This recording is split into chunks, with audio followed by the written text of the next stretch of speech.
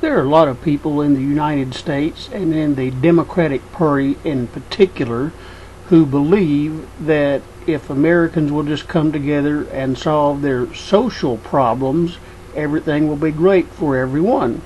They're not so much concerned about social problems, economic problems, job security, income security, the ability of people to make a good living, the ability of businesses to make a good profit. They're not as much as concerned about the economic issues as they are simply about social issues.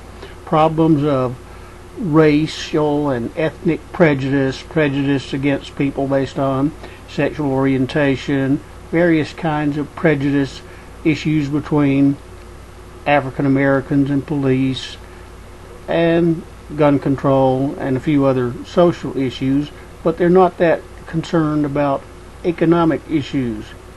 I believe for a long time, and I do believe still today, that racial and ethnic prejudice such as it exists in the United States is largely a subset of a much bigger problem, specifically class prejudice or class warfare. That most of the racial problems and the ethnic problems that we've had in the United States with regard to prejudice actually have as their basis economic causes. That the biggest war that we have in the United States between people who live in the United States and are citizens of the country is actually class warfare. That it is class warfare that motivates racial and ethnic prejudice. And I started coming to this conclusion many years ago when I became a member of a large Presbyterian church in Birmingham, Alabama. Actually, I was baptized into that church. It was Briarwood Presbyterian Church in Birmingham, Alabama, and that is a church that belongs to the Presbyterian Church in America, a very right-wing theologically and in politics as well organization. But I didn't know that at the time. I came to know that church through a guy that I worked with, and we worked at a warehouse together. But his background, previously, he had done some very impressive things. He had worked for the local daily newspaper, had worked for the National Weather Service, had worked in real estate, and had done a lot of very impressive things. And he had grown up Catholic. He was an African American man of middle age when I met him, but he had some experience in high society of the Birmingham area. But at the time we met, we were both working class guys. And so through him, I got acquainted with Briarwood Presbyterian Church and ended up joining the church, and had never actually been baptized up to that point, but I was baptized into Briarwood Presbyterian Church. And here's what I discovered. And I didn't realize this at first, because he was a formerly upper class kind of guy who fell into a working class job, and we were both working class types at this time, but he spent a lot of time among the upper crust of the Birmingham area, so I didn't really understand what I was getting into by joining that church, because I thought that a church, that just consists of everybody. There's no prejudice there, is there? Well, there actually was, and it was mostly class prejudice.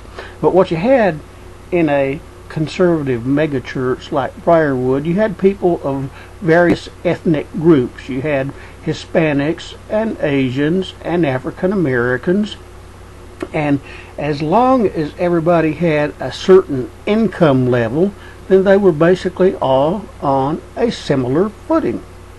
And interestingly enough, they were all politically conservative.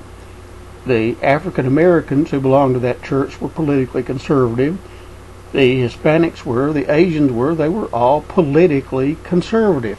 And they were all of similar social and economic status, and they were all basically equal in the eyes of each other. And I began to see something, that lack of prejudice, to not be a victim of prejudice, what you actually need in the United States is economic status. It's more about money than it is anything else.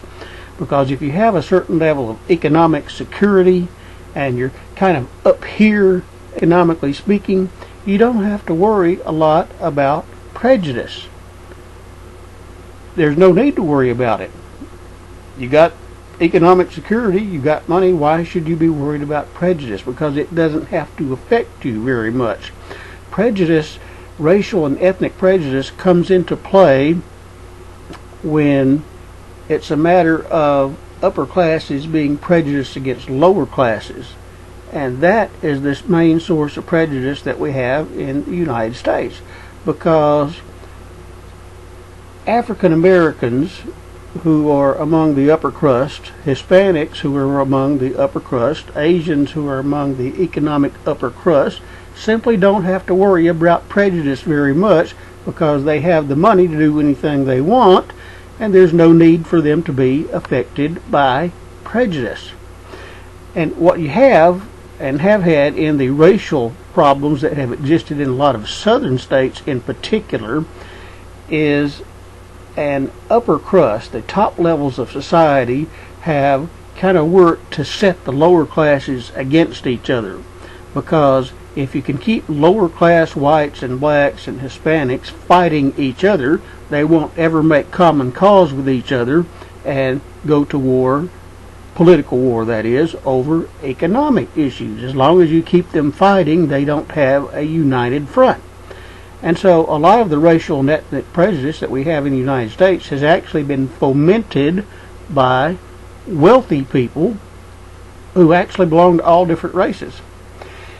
Now, about this deal of it all being about money, that class in the United States is all about money. As I said, if you're well off, you don't have to worry about a lot of things. I personally am always going to have kind of a working class mindset because that is the background that I came from.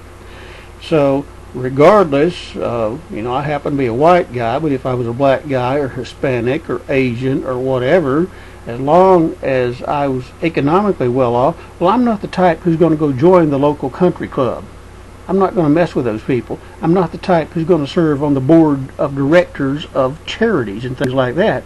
Because in my type of operation, we do our own charitable giving. We don't get involved with United Way. And I don't sit on boards of charitable corporations. And don't get that involved in the society of the local community.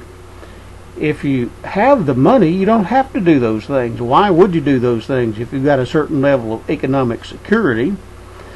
The big problem that we have in the United States with regard to prejudice of one group against another, it's more economic than it is anything else. If you're economically well off, you have status, and you can get whatever you want, and you don't have to socialize with groups that are going to be prejudiced against you. Prejudice mainly affects people of, say, middle income and lower income status. So my theory about racism and ethnic prejudice in the United States is it's really all about money. It's just a subset of a much bigger problem. The big problem that exists in the United States is mainly class prejudice. Class is defined more by money than it is anything else. And if you don't believe that, you ought to watch the TV show Below Deck sometimes on Bravo, because you're going to see a lot of high-income people who act very badly at times. And they may be upper class, but they don't have a lot of class. And still, in society, they are people of status. It's not about race. It's not about ethnicity. It's about money. In the United States, it's all about money. So if we ever get around to solving economic issues like a higher minimum wage, health insurance for all, issues of that kind of nature, getting rid of absolute employment at will, things that can ensure economic security, a lot of other problems are going to simply go away, because really in the United States, more than anything else, it's all about money. Thank you and have a good day.